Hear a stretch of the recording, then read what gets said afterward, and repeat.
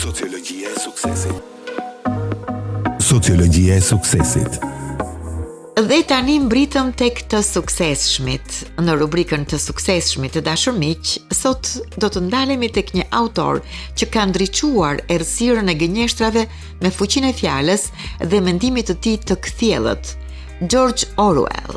Vepra e tij 1984 mbetet një nga romanet më tronditse dhe profetike të shekullit të 20, që flet për manipulimin e të vërtetës, për pushtetin që e kthen gënjeshtrën në fakt dhe për njeriun që humbet veten në një botë ku edhe kujtimet mund të fshihen. Në këtë 1 prill, ditën ndërkombëtare të gënjeshtrave, le të reflektojmë bashkë me Orwellin për gënjeshtrën që nuk bëhet më shaka, por sistem.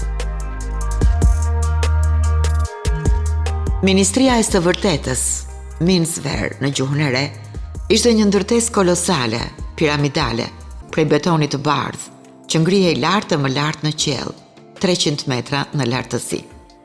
Nga vendi ku ndodhej Winston, mund të lexonte në fasadën e saj këtë moto, të gdhendur me shkronja elegante: lufta është paqe, liria është sklavëri, padituria është fuqi. Ai gjithmonë mrekullohej me këtë ndërtesë. Ajo ishte projektuar për të shërbyer si vendi ku manipulohej dhe transformohej e vërteta.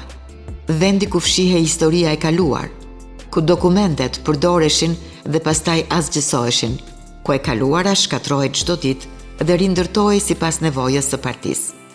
Dhe kur kjo ndodhte, askush nuk thoshte se po gënjehej. Askush nuk mund ta thoshte me siguri se çfarë kishte qenë e vërtetë më parë. Puna e tij në Ministrinë e të Vërtetës ishte pikërisht kjo: të rishkruante lajmet, raportet, deklaratat që të përshtateshin me të vërtetën e re.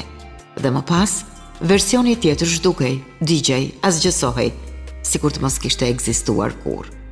Winston e dinte që ishte një mashtrim i madh, por edhe ai si gjithë të tjerët kishte filluar të dyshonte në mendimet e veta.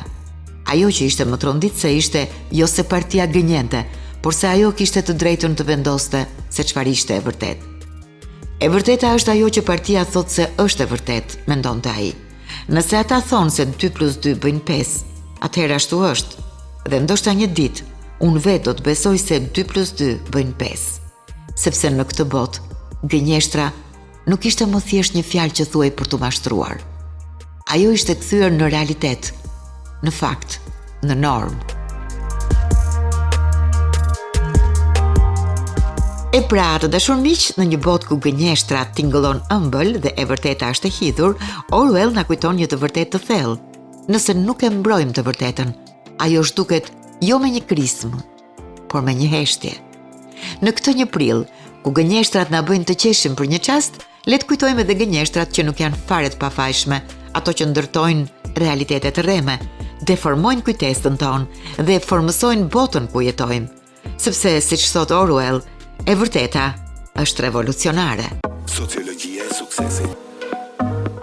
Sociologjia e suksesit.